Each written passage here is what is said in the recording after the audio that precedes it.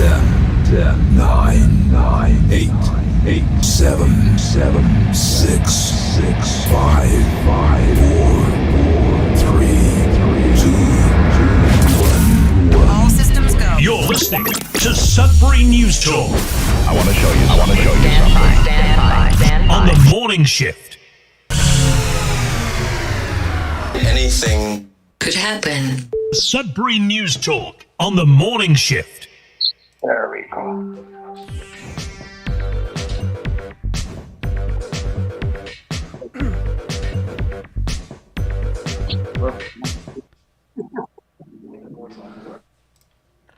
And good morning, everyone. Welcome to Sudbury News Talk on the morning shift. I'm AJ Walsh. Glad to be here with you. Thankful that you're here with us.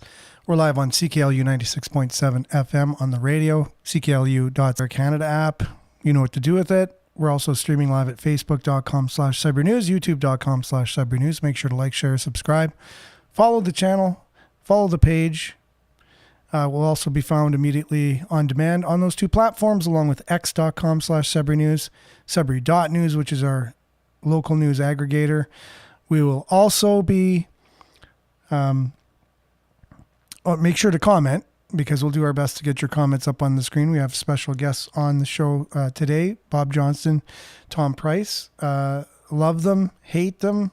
It's a love-hate relationship with certain people in the community as they come on, and basically they're critics of the system of how things are handled, not only with mental health and addiction as on Bob Johnston's side, and in the financial side and taxpayers' side with Tom Price. I know they do talk about the issues. They'll talk about each other's issues as well, but that's, I think, what their main focuses are individually. So we'll have them on momentarily. We have the mayor talking about their take on the city's take on how they're going to be handling the homelessness and addictions crisis. We'll have a little peek at that and what he has to say, and then we'll have Tom and Bob weigh in on what the mayor had to say. And so let's do quick weather. We'll get that out of the way, and we'll dive right into today. We'll be back right after this.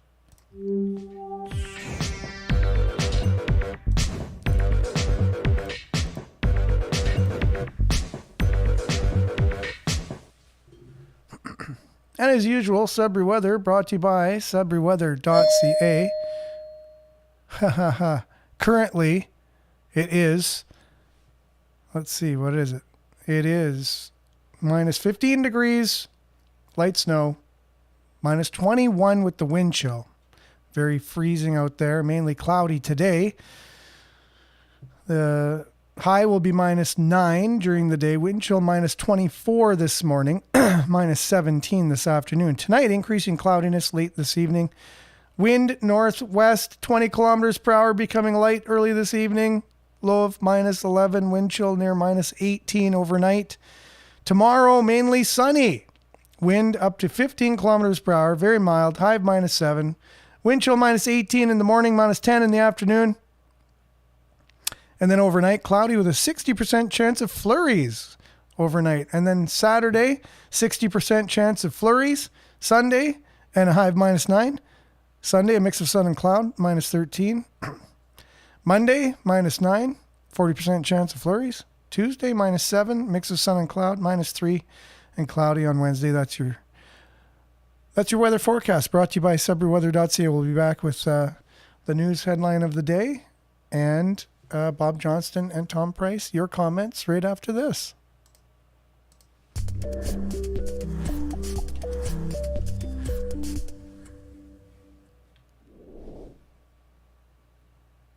Questions? We got Councillor Parent. Please go ahead. Thank you, through you, Mr. Mayor. Just want to highlight, back in the fall of 2023, Council unanimously supported a resolution that required staff to come back with a strategy to end homelessness. And in May of 2024, we were presented with that strategy. And again, we unanimously supported the strategy, which really gave us that roadmap on the infrastructure needed to end functional homelessness. We're hearing a lot in the public about, perception that the city's not doing enough. But I guess my question to you, Mr. Mayor, what have we been doing to address the issues with persons experiencing homelessness in our city since we've given that direction in 2020? That was a question by Councillor. Ward 5 Councillor Mike Peddle. So there's a lot of public discourse, just not in our community, but across the province of Ontario. I was just on last Friday with the Ontario Big City Mayors, municipalities over 100,000 residents and more, and we supported a resolution to ask the province to declare a state of emergency when it comes to homelessness, as well as more funding and to support these individuals. Because we had started a group and certainly an approach called Solve the Crisis last year, a year and a half ago, and now it's called Solve the Crisis 2.0. And the majority of the discourse, just not in our community, but again across the province, comes from a good place because most of our communities are caring. So the people experiencing homelessness are our neighbors, they are community members who deserve dignity, safety, and a path to stability. And the City Council has been taking consistent, concrete action to support them. Over the past 2 years, we have made record investments in social services determined to support our most vulnerable. In 2025 alone, the city is investing just under $12 million in this work. And in 2026, we will continue at record levels of funding because the need is real and because we cannot and will not turn our backs on the most vulnerable members of our community. Let me say this clearly. Municipalities were not designed to be delivering health care, but here we are. We have stepped up and we will keep stepping up. Across the province, through OBCM, we've learned that municipalities covered 51.5% of the $4.1 billion spent on housing and homelessness programs in 2024. This is not sustainable. And right here in Greater Sudbury, the municipal portion towards homelessness supports alone has risen from $356,000 in 2015 to $2.2 million in 2025.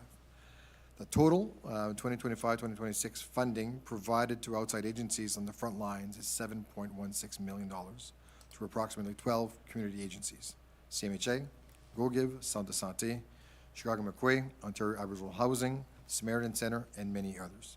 This does not include the work we do internally through bridge housing, transitional housing, staff programs, and CHPI supports.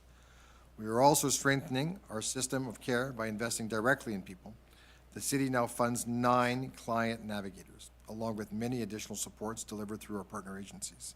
These navigators are often the difference between someone staying lost in the system and someone getting connected to housing, mental health care, or treatment. Okay, so he goes on to list the 9, and it's easy to do that. You just do a Google search of the 9 organizations, and goes on to say more of the same, how the city is handling the homelessness and addictions crisis, what they've been doing. They got this new program 2.0, because I guess the original obviously wasn't working, so now they have a new initiative. Well, it's a 2.0 initiative of the same initiative, just with more funding. So, and it was interesting how Councillor Mike Pennant made that question sound organic. He was like, look, I got a question for you, Mayor. People are wondering what the city's doing. But then the mayor's got this like 3 or 4 page response already written out, ready to go, which I think is interesting, right?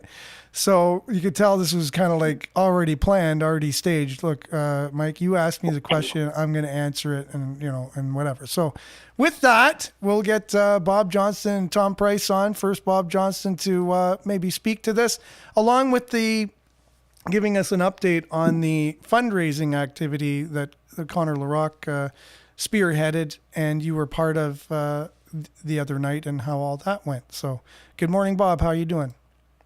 I'm not doing too bad. You? I'm doing not too bad as well. Not too bad as well. So, yeah. So first, before we get your comments on what the mayor's comments were here and whatever, how did the fundraiser go the other night? It went very well. There was some great entertainment. There was great speeches. It was very, very heartwarming, and we had one issue with somebody out in the crowd, but she's also been a Facebook bully for a while. So we got her settled down, and it was a great night overall. So she but you expect that, right? Everybody's emotions are running high and so on and so on. And it's, what 50% do you believe, the truth or the bull? So, I was happy, very satisfied with it. I'm glad, and I know it was just a quickly organized, organic event, and there was entertainment, so people were volunteering their time and their talents, and I saw you singing up on stage. It was part of the Blues Brothers thing, which I thought was pretty interesting. Good job on that. You're a soul man, apparently, and did a good job. So okay, so the mayor, he has his well written out response to Mike Perrant's apparently just off the cuff question. So we could go on and listen to more of it. So I'll just listen to a little On bit more emergency here. sheltering from 2025, for 2025 and 2026, we have allocated $4.1 million to support our shelters. That includes $1.35 million from the federal Reaching Home program, $2.4 million from the province's homelessness, and over $350,000 from the municipal levy. These funds help ensure that people have a safe place to go when they need it the most. When they need it the most, right? So they're putting lots more money into these programs and stuff. So everything should be fine, right? Pardon me? Hey, they're getting all kinds more money. They're going to be putting more money into these programs. We already have groups out there.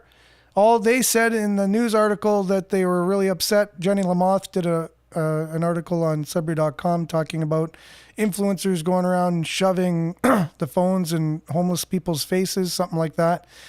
And all these associations are upset. Then all they need is more money, and they'll be able to handle the problem, right?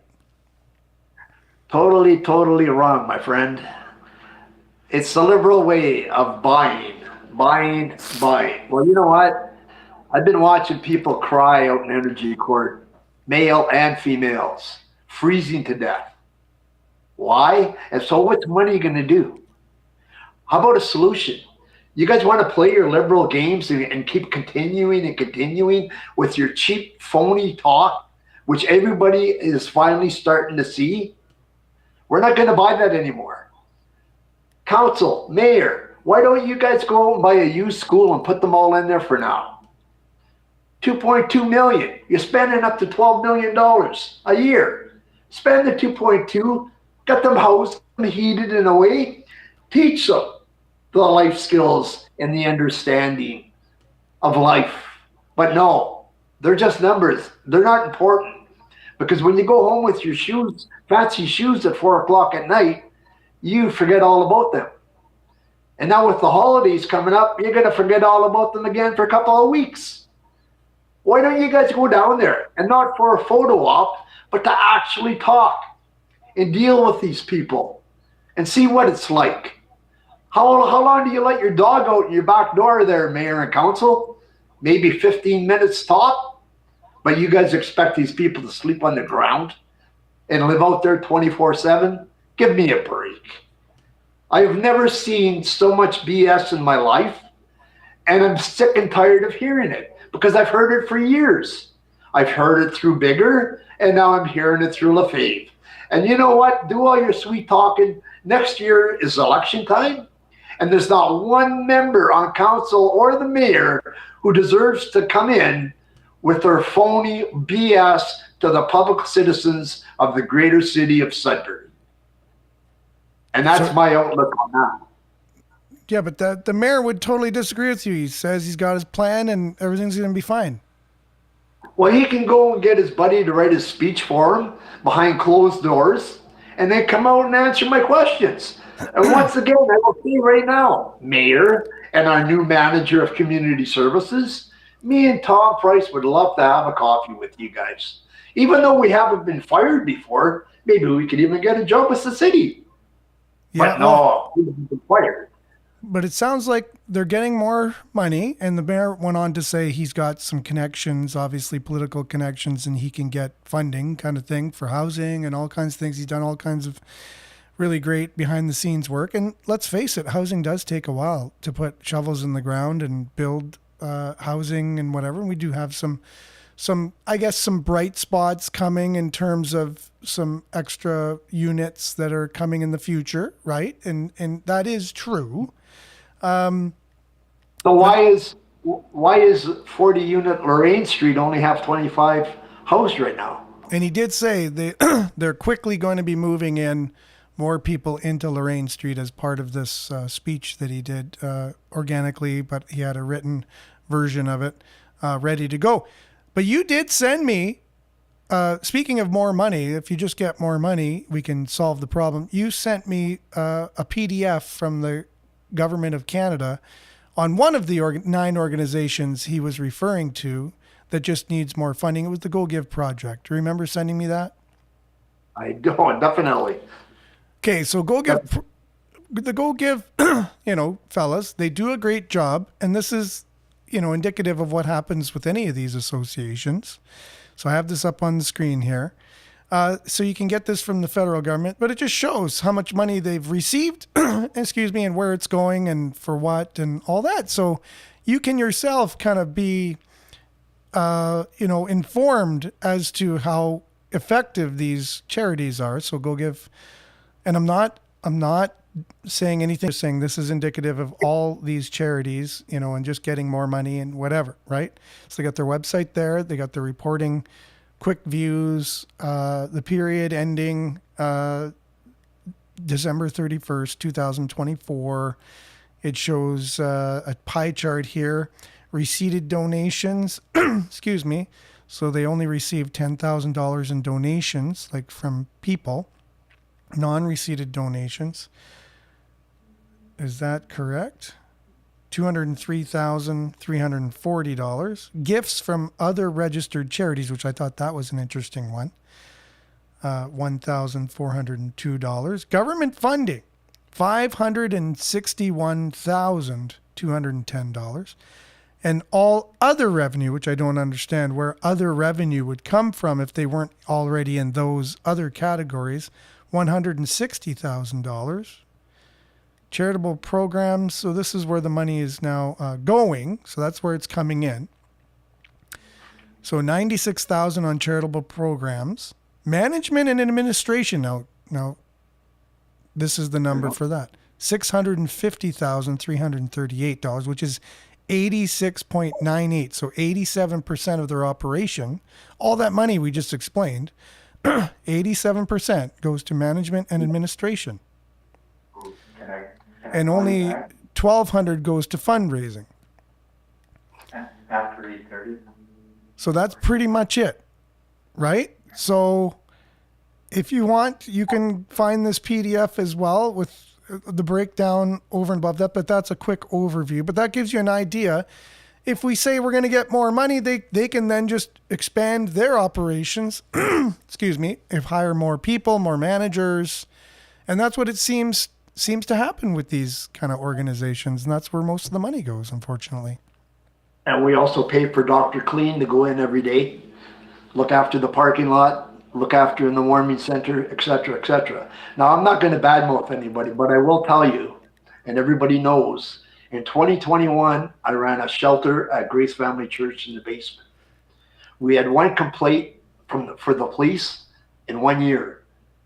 I've had all volunteers run that place, not one paid staff, okay? I never asked for a penny. And we ran that for 1 year with one incident. Everything was perfect, everything was smooth, and we ran that on respect, care, love, and understanding. And that's where our money was. We never asked for a dime, we never got a dime. And I was also told that that was one of the best shelters ever ran in Sudbury. And that was managing, believe it or not. So you know what? Us buying the love and the care and the exposure and this and that is a bunch of, halfways. But, for example, what you were discussing, Dr. Clean, the fee, snow plowing, that's an extra fee. The extra fees just go on and on and on. And you have to admit you'd want a clean place and you'd want a safe driveway and safe sidewalks, right? In the winter, so someone has to do it. So you're talking to a guy with no legs, okay? Mm-hmm. And I do what I have to do. Now, are you trying to tell me that you can't say, I'd like to get 5 people from the encampment to come in and do some cleaning? No, they leave them outside to freeze in 2 hours. Well, of course, there's a lot of talented, good people out there.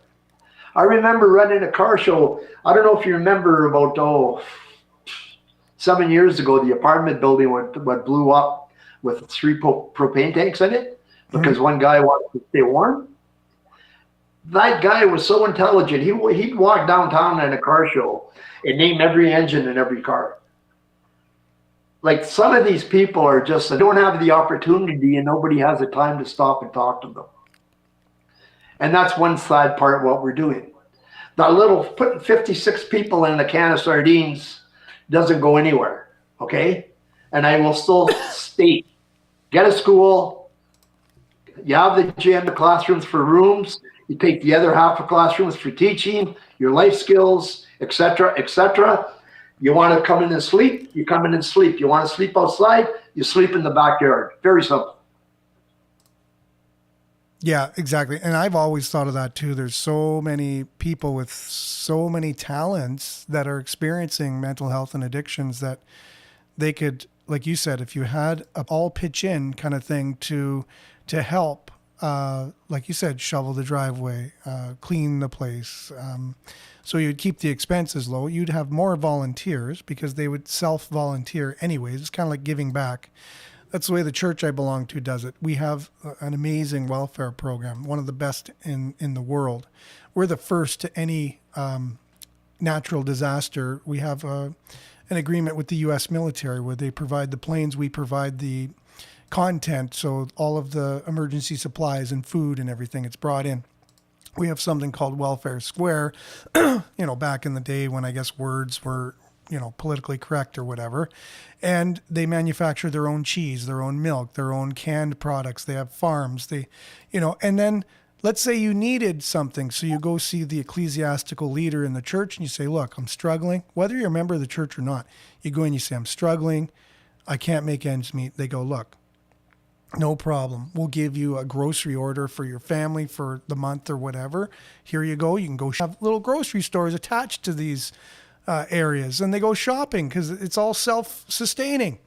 And then they say, okay, so would you be able to, are you able to physically, mentally volunteer some time in some of these factories? And they go, well, yeah, I'm able to. I just don't know. I've never worked in a dairy before or a cheese packing plant. Well, don't worry. We have volunteers there who will train you on one particular thing or two, and you'll be all trained and know how to do it. And so that's how it works. So a lot of the work that's done to manufacture this food, whether it's on the farm, from growing the food to canning it, to putting it on the shelves, to selling it, is done by volunteers. And a lot of times it's the people who needed it who are doing the actual volunteer work. Could you tell me there's any program that matches that in the world that works like that? And now the people have dignity. They didn't just get a handout. They feel now they know where the food even came from. I didn't know this is how cheese is made. This is pretty awesome. And now they put that on their resume. I worked in the cheese factory. I know how to do this thing now, right? Exactly. Like, building up their self-esteem and their self-value is one of the most critical things out there. Exactly. And when they feel good and so on, you know what? They're better people to do it. For sure. Yeah, exactly. Yeah, and so don't get me wrong. I wasn't saying, well, there's the expenses, you need to shovel the driveway, you need to clean the place. I was putting that out there as almost, it is a thing. You do need a clean place. You do need your driveway shoveled. And then you answered that very well as a very a very good way of taking care of it with less expense. And that's the people themselves pitching in to do it. And they would feel very good at doing it and feel accomplished. And we all want to contribute. We all do. And like you said, people are people. They have so many talents and gifts, and unfortunately, some of these organizations, just in that article from Jenny Lamoth the other day, say they don't want them speaking on camera because there's certain issues and certain issues, sure. But at the same time, Connor LaRock came out and said, well, these are people. They have the ability to speak for themselves as well. And where's the line there? Like why do other people have to speak for them? Where does this come in? Where's the line? Where is their own independence? Where does it stop? Where does it start? You know, like, it's interesting. Do we still have you, Bob? Your camera kind of went sideways and your sound was a little bit off for a while. You were getting muffled. So I don't know if we've lost you or what's happened. Are we there now? Yeah. Hey. Perfect. But your camera's not, though. You got your volume on, but your camera is kind of stuck in a weird. But that's fine. I can maybe. So I'm definitely, the mayor and the council and the management get people to write their speeches, and then they go in front of the public's eye and they say what they have to say and sugarcoat everything, okay? The next speech, what the mayor and the council and the management want to write towards the homeless, write it yourself, write it with your heart, and write it with your own mind, and open your eyes and see these people freezing out on that friggin' open field. And maybe you'll get somewhere. And the mayor stating, oh, I'm moving faster. Well, his moving faster is like me walking backwards. There is no difference. And now we have another situation.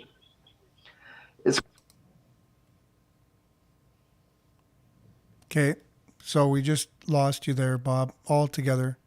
You might as well sign out and sign back in if you can still hear me. It's probably best to just sign out, sign back in if you can. Yeah, and then we'll get your camera back and all that jazz. So, not sure what's going on. We usually have technical difficulties when we have Tom and Bob on. I'm sure my device will just shut right off like happened last time. Then my internet will begin to be throttled for the next few days. Not like these guys one bit. They are a thorn in their side. And I think a lot of the stuff that's going on right now are in direct, it's a direct knee-jerk reaction to what Tom and Bob are doing in the public. And now Connor LaRock's got on board. And there's been a lot of people behind the scenes too. It's not just Bob and Tom, but it's definitely, you can tell the city's trying to do some public relations work and good on to kind of use a little bit of public relations, 101 with, the optics of, the organic, asking the mayor the question on the fly. Everyone's wondering what's going on about homelessness, mayor. Can you just fill us in? And then he has a 4-page already scripted answer for him. So at least you're trying, and you need to do that. You need to communicate to the public, because the public, I know it's frustrating. I know it gets you guys really mad. You guys are really mad about, people having opinions, and it's irked city council from day one. I remember the dude from Kerwin. Oh my goodness. He was an interesting cat from the Valley. Now Mike has his position. But it just seems once you get in city council, you lose all understanding of what real common people go through every day and stuff. Even if you should look, you can hire me if you want, and I'll try and help you to just be, I guess, more human. I guess what it is to relate to the common person. And really, you could probably, try actual real transparency and real integrity, and it would go a long way. First, it would start with an audit of the city, which would then show that you have integrity, show that you want to find holes and misspending and change things. So we got Bob back here now. I can hear you nice and clear. You look all clear here. So take it away, Bob. Any last words before we talk with Tom? Yeah, my last words are due to the justice system, we're going to be running into some more serious problems. I have people who were sentenced last week, 6-month sentence. They were out Tuesday and Wednesday of this week because they're at 141%. The Sudbury jail, they're lying on the floor, they're lying in offices, and we have another crisis. It's greater city of Sudbury. Why not another crisis? The So these people crisis capital of Canada. Can we put that on a sign somewhere? And yeah, so they're going to be released on the streets too. So like I said, you know what, mayor and council, take all the money you want, put these guys under a heated roof, shut me up. Thank you. Here's Tom Price. Cool. Well, I just want to say, I just have Ann on here who says my characterization of people in city council is unjustified. And I have to say, thank you for that comment. And it's not a well-rounded one. I just speaking off the cuff. And if I was to go into it, and we've had Natalie on the show, we've had Mike on the show, and they've been very courteous and just got into politics just recently. And I've been with them. But at the same time, I'm pessimistic as a journalist should be, and I'm trying to hold power accountable at the same time. And so people in council are accountable to the citizens, and you are one of them. And so that's a great opinion. And thank you for saying that to me, because yes, and maybe I was a little too harsh in what I was saying. So someone who's usually not harsh with city council is coming on right now. Tom Price. Good morning, Tom. How you doing? Well, I'm doing great. I've got some fantastic news for your viewing public tonight. But before we do that, I'd just like to comment on the situation of available funding. This was former Mayor Bigger. I told him at one time I did not want to hear about lack of road. $158 million for an arena and sports center, convention center, etc. 5 years ago. Okay, that's been sitting in the bank, but we can't help people freezing to death in the middle of a Sudbury winter. So don't tell me there's lack of funding. They can get funding for whatever they want to do, but not what they need to do. Now, based on that, I'll take a couple of minutes. Do you have a pencil and paper handy? These days, that's a hard one. I got a lot of computers sitting around me. Well, that's okay. I'll send you a hard copy of all the documents that I'm going to talk about right now. Okay.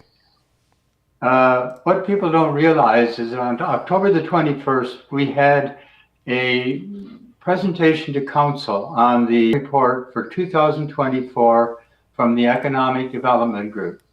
Okay. And in the economic development operation, there's the Community Economic Development Program. They reported that in 2024 that they had approved $1.097 million towards projects that, in their words, contributed to the total combined project value of $2.497 million. Okay? And the leverage that the economic group provided allowed those projects to go ahead. Then, in the slide presentation in the same meeting, keep in mind that was a contributed total of the contribution plus other funding. But in the slide presentation, they stated that funding for 2024 leveraged over $2.4 million. Well, the $2.4 million they told us in the write-up was the total project costs, including the funding from CED. Now, I understand that our two honesty police officers, Ledet and Perron, will probably take exception to what I'm saying, but this is all I'm going from their documentation. Further to that, now, the first situation indicates a leverage ratio of 1.27 to 1. So for every dollar that the city put in, somebody else contributed $1.27. Okay. On the second one, where it raised 2.4 million, well, they're saying that the 1 million they put in allowed other people to put in 2.4 million, which they, in the write-up, say that Well, the 2.4 million included the city concentration or contribution. Okay, I realize this is a bit confusing, but I'm saving the best part till last, okay? I didn't get disappointed with this, and you won't be either when you find out the last one, okay? So the last one, part of the write-up, it says, and this I will quote word for word here. In 2024, every dollar of CED funding leveraged more than 2.4 million in additional project funding. Okay, that says that for every dollar of that 1.097 million of funding provided, for every dollar of that, it delivered or leveraged another 2.4 million. Well, if that's the case, you take the a little over $1 million and multiply it times the 2.4 million, and do you know how much construction and that we've leveraged? I'm sorry here, anyhow. We've leveraged $2.7 trillion of projects according to their numbers. $2.7 trillion leveraged by that 1 million bucks. Well, they're pretty good at finances. Well, I would say so. We don't have to worry about paying taxes ever again. We should invest in the city. It should be something that we were able to invest in, and we should all get in on that gravy train. Well, I tried that with my taxes, and then they billed me for not paying. And then when I pointed out I had paid, they resisted paying me any interest on what they had overbilled me. But I did get my interest. So there may be a swing coming here, okay? But that's $2.7 trillion of leveraged investment in our city. Have you seen it? No. Well, the words are all there.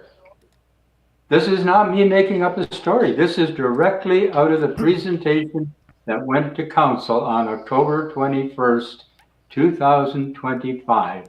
See, and that's a Tom, and you know it. As you were saying all those numbers, myself, anyone listening on the radio, anyone watching this live stream, you just start to go into a trance when someone says, okay, 2.4 million, okay, and then there's the 1.5 billion, and then you just start going to sleep. You might as well put that into a children's bedtime book, and it'll just, put everyone to sleep, including the one reading it. And unfortunately, that's what I find our governments do a lot. They just sit there and spew a bunch of stuff. But if you do what you've done and you actually take what's been said and you add it up and you actually try to make sense of it, is what you've done. These are the results that you've come up with, which obviously is not true. You can't do what what they said they've done with $1 million. Well, and that goes back to the comments about your unfair assessment of council. Well, when you see something like 2.7 trillion of leveraged construction, a councillor doesn't question that. Not one of them? Not the mayor? What about the finance officer? Does economic development not go through the finance department before they make these statements? There's no way that it leveraged 2.4 million per dollar. That is just a wrong piece of information in the report.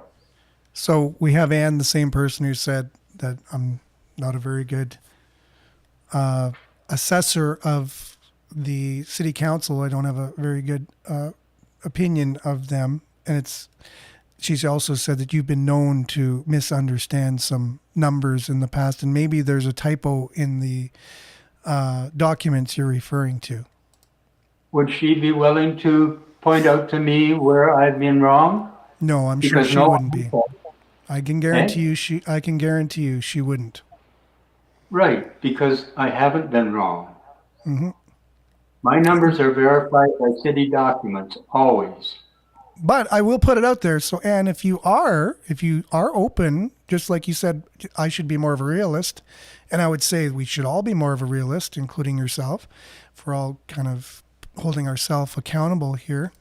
Tom is opening it up to basically sit down with yourself, if you're willing, and show you the numbers, and you're able to see if he's got some numbers wrong. If you are interested in the truth, which I'm assuming with my limited amount of intellectualness and my degrees and my diplomas and my experience and my life experience and my spiritual experience and just knowing people, I would think you're not going to take him up on that offer, but I could be wrong. Like you said, my assessment of city council people along with that as well. But Tom is opening that up for yourself if you're interested.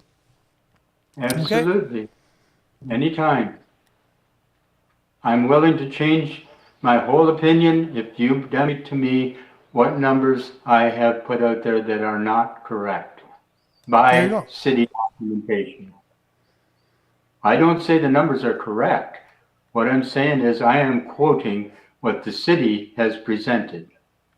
You should make a lottery because you do have a lot of people that are critics of your things as well, Tom, including city council for that matter. I don't find city council open to say, look, Tom's making all these accusations. I really think we should discuss this in a public forum.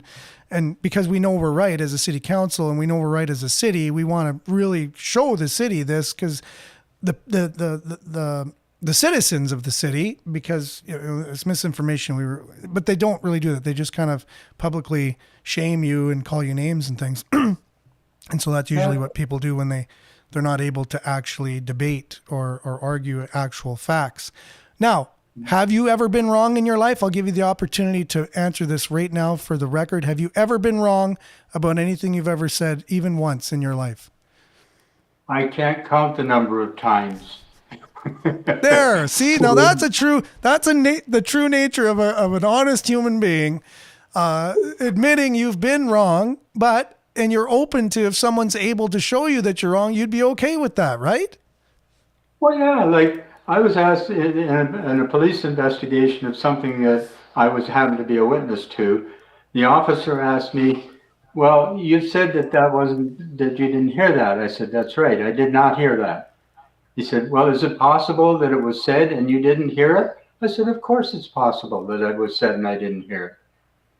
And he stopped and looked at me and said, well, thank you for being so honest. Well, yeah, if it's possible. It's possible I made a mistake. My documents, no, I've read it correctly. I read it word for word. I quoted it. So if somebody else has different documentation, show it to me and I'll apologize. But I can't apologize based on somebody's assumption that I am lying or that I am making a mistake. And I throw a challenge out to Councillors Abey and Perron right now. I'm sure they think I'm lying. Come forward, call Mr. Welsh, and get on the radio show and prove that I am lying. Get your documentation that proves it. Well, okay? Anne says obviously, well, you've been kicked out of council once, so you're not a credible person.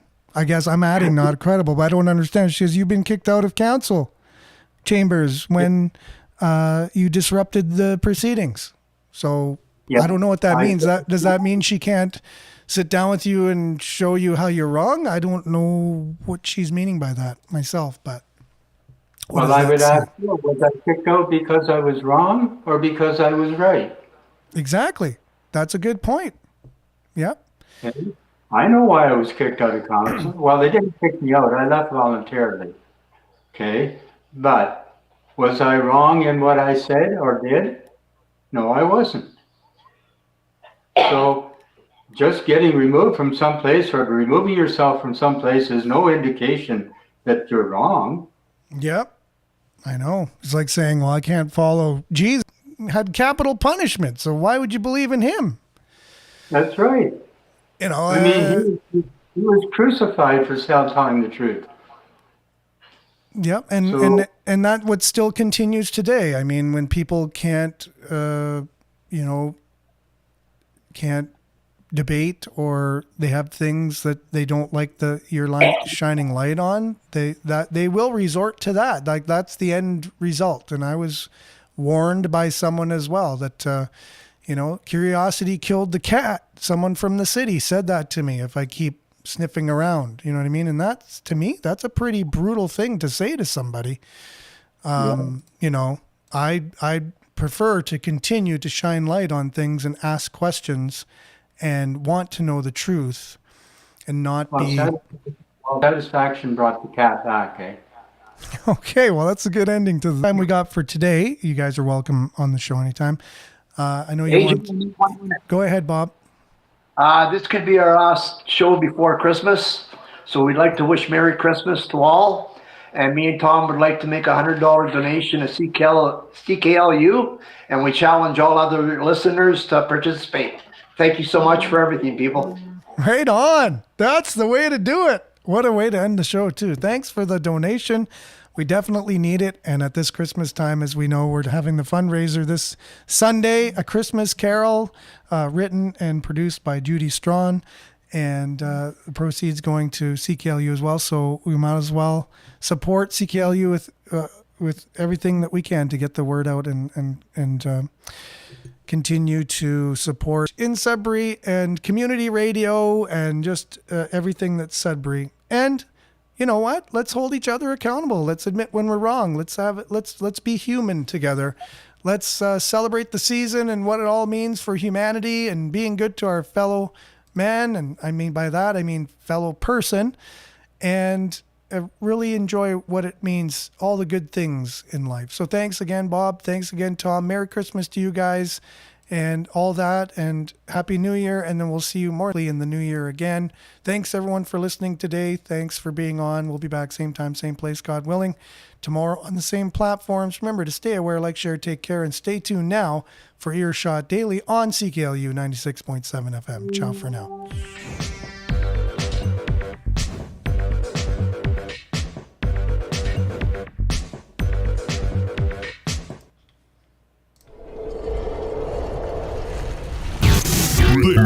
This is Sudbury News Talk on the morning shift.